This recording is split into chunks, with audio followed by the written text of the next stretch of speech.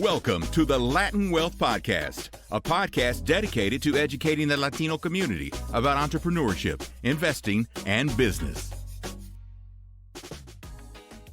Yo, what's going on, Latin Wealth family? Welcome to another episode to Wealth Wednesday. Pleasure to have you guys back on. We're excited for today's episode. We're going to have another impactful episode. As always, we're going to give you guys some relevant information. And if this is your first time tuning in to Latin Wealth or Wealth Wednesday, this is a weekly segment that we do for the Latino community where we come to you guys and we talk about different things from mindset, how to improve your business, investing, even world news that's going on right now and how it applies to us, right? So a lot of time we get our information and we get our sources of information from like Instagram. Maybe you may get it from CNN or something like that, which is not bad, but we want to give you this information from a Latino's perspective, from our community's eyes, right? You're not necessarily always getting that when you turn on the TV or when you're scrolling on Instagram. You're not getting it from our perspective, just simply because there's not enough representation out there. Let's just call it for what it is. There's not enough platform that are doing what we are looking to accomplish. So with all that being said, we're happy to be here, happy to bring you guys another episode. Jeremiah, how you feeling, bro? Feeling good, bro. Feeling good. Good topics. I like the introduction. I love how you break down the reason why we are what we are, right? Representing appropriately. I love that. Yeah. So I'm ready to go. Hopefully the people are ready. I tell everybody all the time, make sure you got your notes. Bring a notepad, bring a pen every single time. You're going to leave this episode with something. Every single episode, I guarantee it. All right. And if you don't, send me a DM and whatever you charge for your hourly rate, I'll pay you for that. Because I just guarantee you're going to leave with something. Come on. So look, the first thing that we want to jump into today is something that I was listening to at the gym. And so I been listening to some TEDx speakers at the gym.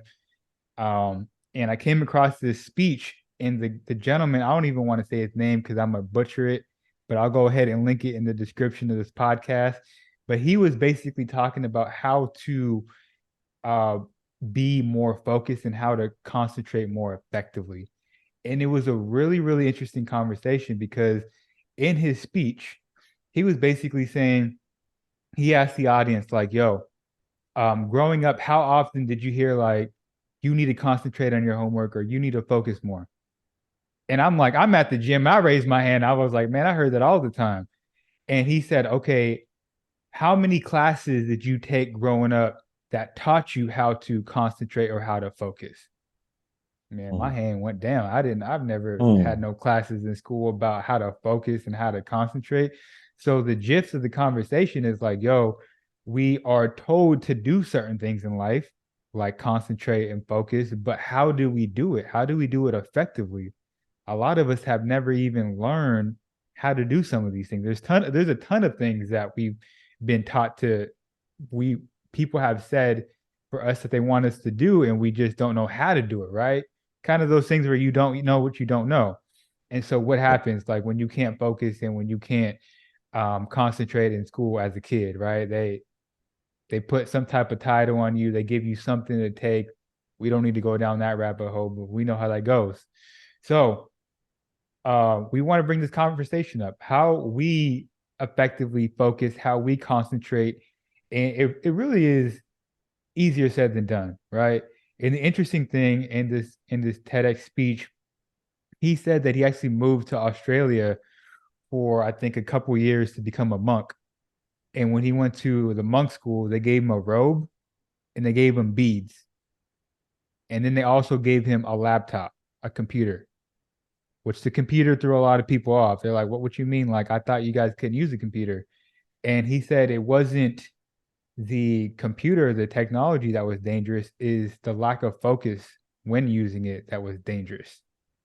So he said, look, if we wanted to communicate with the outside world and whatnot, we send them emails and, we use it to communicate, and that was it. But it was really interesting because he also said, and I'm gonna pass it to you, Jeremiah, after this. He said we're not usually actively focusing and practicing how to concentrate. We don't do that. But we're always practicing how to be distracted without us knowing. All day long, if you think about it, it's like you may not even realize that you're practicing being distracted, but like the phone's going off, the kids, the TV, all sorts of things are going on.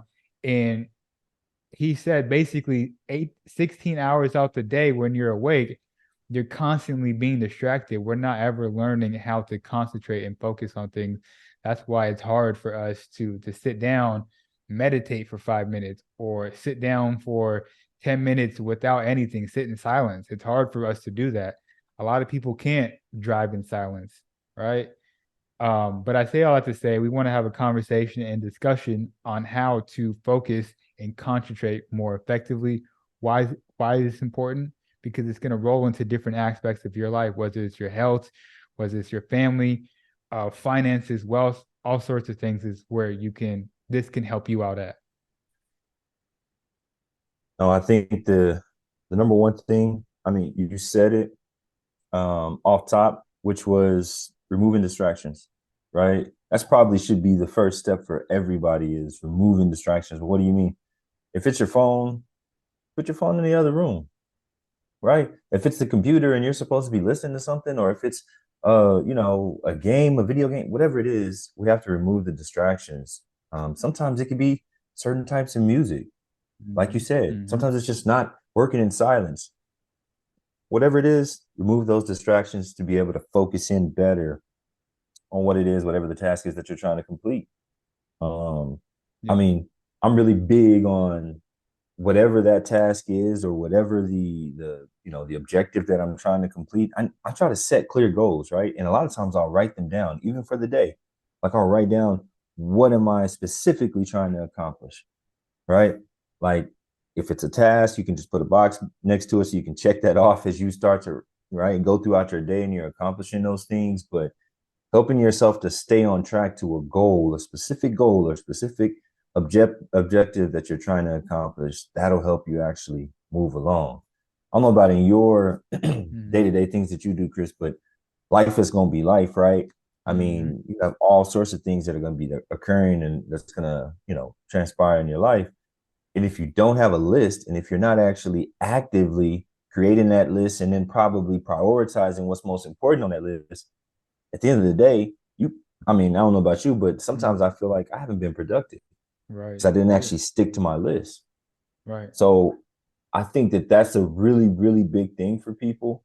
Removing the distraction. We all know they're like, yeah, duh.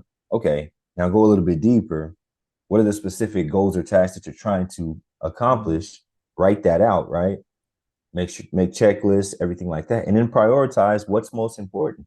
If you don't get something done, if normally in a day you only accomplish 10 items, stretch yourself to write 15 and accomplish 12, right? So these are just some thought processes that I think about, like it's going to help me to focus a little bit more because distractions is everything. Everything. I mean, I don't know if people really think about it, but Yeah, 100%. I love that you brought up like doing things as simple as, yo, what are you listening to? Because I know when I'm at the gym, as much as I love hip hop, man, like I gotta have some like classical music or maybe a speech or sometimes nothing, right? Because sometimes the words in itself can just distract me from what I'm doing. And now I'm yep. like looking up the lyrics, what do the lyrics mean? And 15 minutes later, I look up, I'm like, yo, I didn't even finish my set, right? So doing little things like that. And I also love that you said writing things down because this is something that we speak about a lot. I think it gives you clarity for the day, especially when you do it for the day before or Yep. you start it the day before and you wake up and you have your to-do list. You don't have to sit there and think about like, what do I have to accomplish today? What's the goal? What's the direction for the day? You already have that clarity laid out for you, right? And so if you even get off track, you can easily get back on track because you have that list, opposed to if you don't.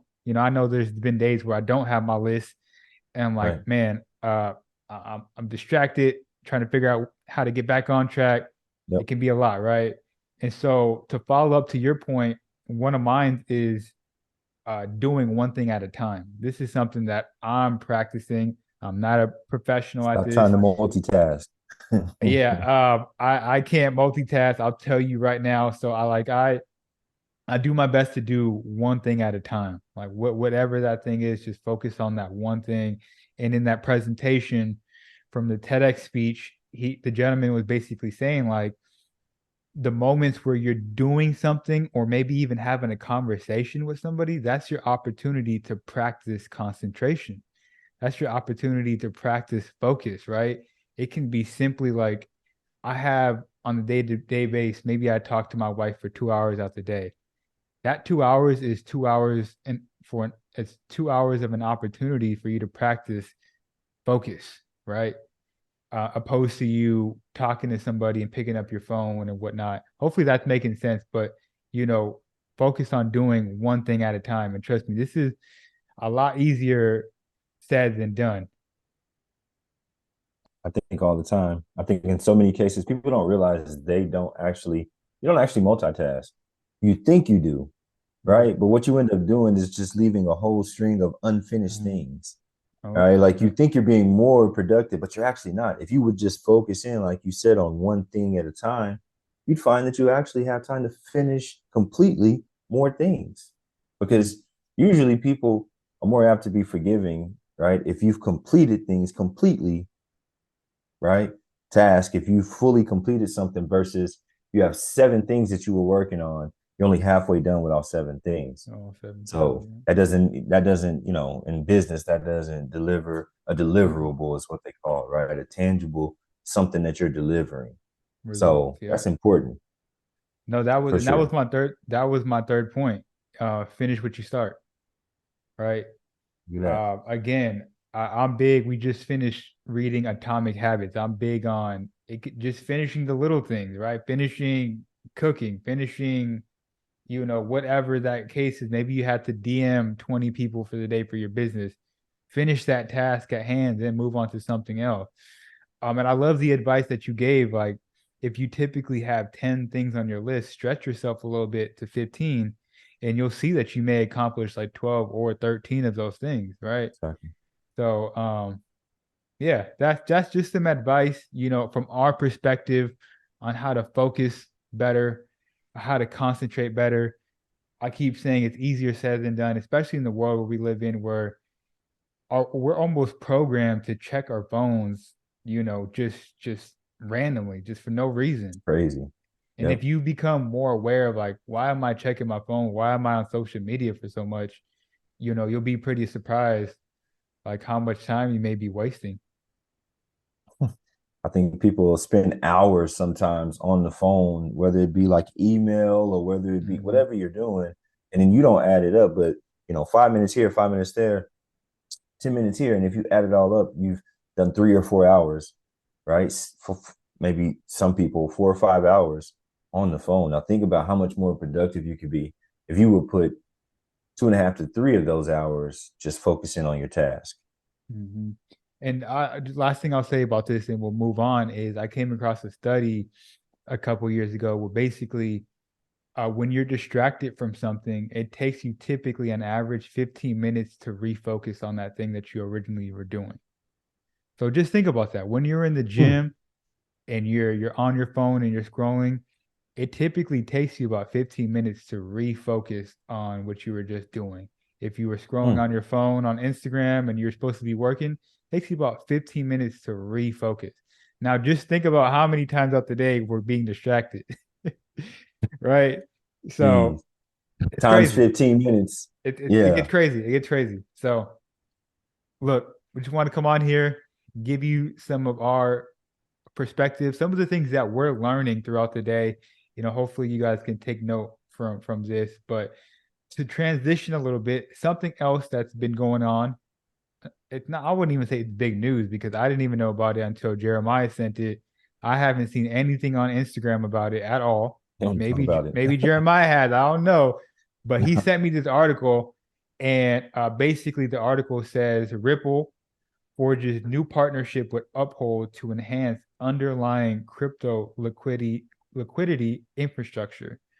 So basically, Ripple is a leader in enterprise blockchain and crypto solution. And basically, they have announced a new partnership with Uphold, the global Web3 financial platform. And essentially, the partnership will see Uphold provide Ripple with enhanced crypto liquidity capabilities to support and enhance its cross-border payment infrastructure. I know that was a mouthful. You guys may be kind of confused. About to break it down right now. You know what I'm saying? So, Jeremiah, talk to us, man. Break it down and like, I mean, dumb it down for all of us out there. That what does this mean, Cool. and why wasn't it a big deal? Like, why wasn't it a big, a headline? I would say. Well, first and foremost, let's keep it super simple. What are they talking about? It's no different than someone having money but lacking the network, and then the other person having the network but lacking the money. And when you put those two together, right, what you have is the perfect recipe to make success across the board. So this is basically what's occurring. Ripple obviously has the network, right? Because they've been doing this between, and what do they do? What they do is you're basically utilizing cryptocurrency, right, and the blockchain to move money across different countries. Think about the exchange rate. Think about, well, I'll give a perfect example. The dollar is less than a euro, but let's use something that people probably know. If you're from our side of the world, you probably know about Dominican Republic. It's about 48 pesos to $1, right? So think about all the money that you lose in transition, right? And between the actual transference of money between the US dollar to the Dominican peso.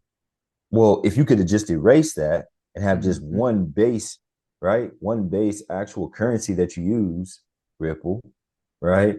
Then it just makes more sense. Then money is just money, no matter where you're at. It's the same value across the board. So that eliminates the fact of exchange rates and things like that. And people lose so much money in exchange rates. And so they've basically gotten rid of that. And across over 70 countries, right, 6 different continents, you have money that can just be moved, and it's on a base model. There's a base model, right? A base currency value. And you don't have to worry about, oh, if I take this $6, what does it equal over here? Okay, that's Ripple. That's the network, which just says 6 continents, 70 countries. Okay, now on the backside, there's Uphold. Uphold is a Web3 platform that you can actually get the app. And if you're in the cryptocurrency, they seems like daily now, upgraded with new tokens and new coins, right? All coins, man, you got literally every type of cryptocurrency. They have it here, right? And so what you have in Uphold is a huge amount of liquidity. Why? Because people are putting their money into Uphold's care, right? Into their platform to actually host or own cryptocurrency.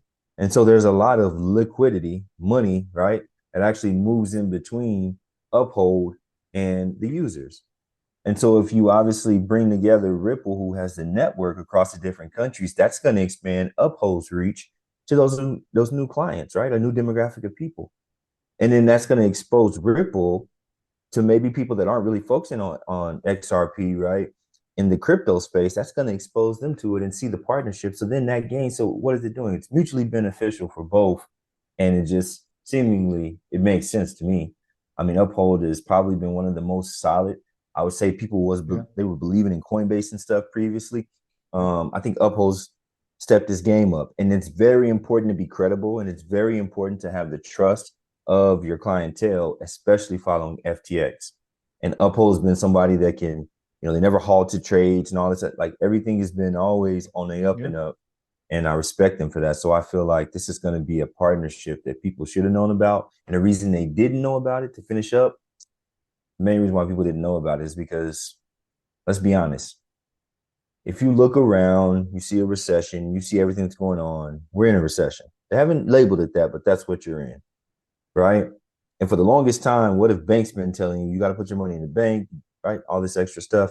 And so right now, in the space of where they've had bank failures within the past 2 years, FTX has collapsed, all these things. So all of the actual focus has been to put your money back into strong banks, the big three, right? Chase, Wells Fargo, Bank of America.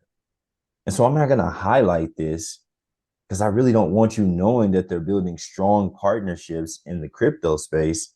I want you to put your money over here in one of my banks, right? Meanwhile, me and my people, we're going to go buy up XRP because they're making strong partnerships. And then when the actual evaluation of the shares go up, we're going to make a whole bunch of more money in the banks. Mm-hmm. So to me, that's why I believe it's not being broadcast. That's why they're not talking about it. But those that need to know. So Yeah, I mean, man, Ripple is the technology in itself. It's amazing, right? Jeremiah just broke it down beautifully. Exchange rates, you lose, like you say, you lose a lot of money with exchange a rate. lot of money. I just recently went out of the country and it's like, you go to the airport and you're going to lose a lot of money doing it there. And it's like, okay, we can just exchange our money on the streets. Are you still getting the right rates? Or is it safe and all this stuff? All of that could be avoided with Ripple, right? And not only that, you can get your money almost instantly, right? It's really quick, 365, 24/7. You get your money whenever you want. There's no, holidays or none of that. So very, very interesting stuff, man. And I'm curious, um, why now with this partnership? Because Ripple's been on Uphold for a while now. Why is it just coming out now, do you think? Now they got in the clear. I mean, we're what about 4.5 months Yeah. after the decision for Ripple, right? Which kind of cleared them up, got them out of the SEC's hairs, got them all straightened out. Ripple is, it's in a good place right now. It's clean and clear. The technology is going to be great. Blockchain wise, it has one of the largest actual demographic and reaches of any of the actual coins, right? I mean, I was looking at obviously Bitcoin is number one and Mm-hmm. Ethereum because of the basis and usage of it is number two. But then Ripple's probably in top five. Has Yeah. to be as far as usage. If it wasn't, it's growing to be so. So I feel like they've cleared out a lot of the negativity, a lot of the kind of like dark clouds that was hanging over them. They cleared that out with the court case when they won their case. And so it just makes more sense being that they've been on Uphold for the longest time. It used to be one of the only places you could get it directly. Being that Mm-hmm. it's been there, that relationship is already built. And I feel like now it's good publicity for both of them versus Uphold bailing them out with liquidity while they were still under investigation Mm-hmm. and stuff, right? So now it makes more sense. Let me ask you, and we can start wrapping up pretty soon here. As an investor, when you see an article like this, does this Mm-hmm. encourage you more to buy or invest more into Ripple? Or is it something like, okay, I'm keeping my eye on the prices? Yeah. What are your thoughts about that? So obviously, from public perception, right, it's always going to give you, let's just say this: it builds credibility, which in Mm-hmm. my brain and in most investors' brain, that's going to allow you to put more money into it. Because Mm-hmm. it's backed by something, right? It's Mm-hmm. backed by something that is their finances are stable. It's a lot of money in it. And a lot of people will say, well, FTX appeared stable. And then I mean, but there was already signs, you know what I mean? So like Mm-hmm. seemingly do your due diligence. We talk about it all the time. But yes, if it was me, this does give me more confidence because it creates more credibility. It's no different than in the stock space when Warren Buffett says he's going to buy up a ton of Capital One stock, right? And you're like, they're not even doing that well. What's it, right? But then it gives you that kind of comfort to you for you as a retail investor to go and put your money in it because Warren Buffett's why, and he'll tell you, well, I like the CEO, I like their leadership. They've showed strong resolve during financial crisis, and they still came out with A+ ratings. So all of that, the same way that does that, that's what this is doing in the crypto space.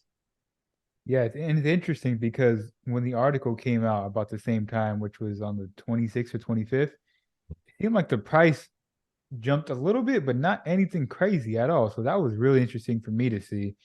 Usually when you Yeah, have I don't. you go ahead. Go ahead. No, No, no, I no, was you just gonna good. say I don't. I see. What's funny is as you start to see the adaptation, and high tide raises all boats. That's a saying, right? And it's true, Mm-hmm. basically. Bitcoin get this ETF. it's gonna totally change cryptocurrency. Like, because then it's just a hop, skipping away for them to create the crypto.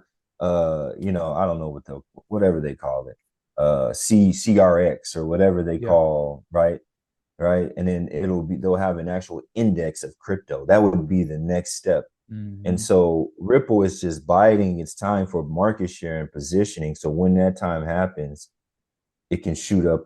And so for me, it's like, that's a good thing. It hasn't risen very, very high. That means you can buy up as much of it as I want to.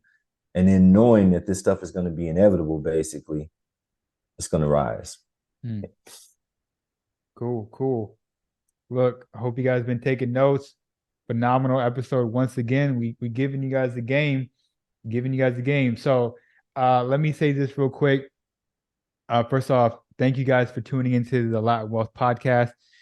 I would highly, highly recommend that you guys tune into next week's Wealth Wednesday episode, because we're going to have a special episode about highlighting more people from our community, right? I think we're doing a great job of, hitting you guys with the personal development, right? And obviously what's going on in the world with the news and whatnot and finances. But we also want to highlight people from our community and create that representation that maybe a lot of people don't know about, right? So next week we're doing a very special episode about a specific Latino in our community. We're going to continue to do that in the future. So check out that episode. That's going to be a great one. And with that being said, it's the Latin Wealth family. We'll catch you guys next week. Peace.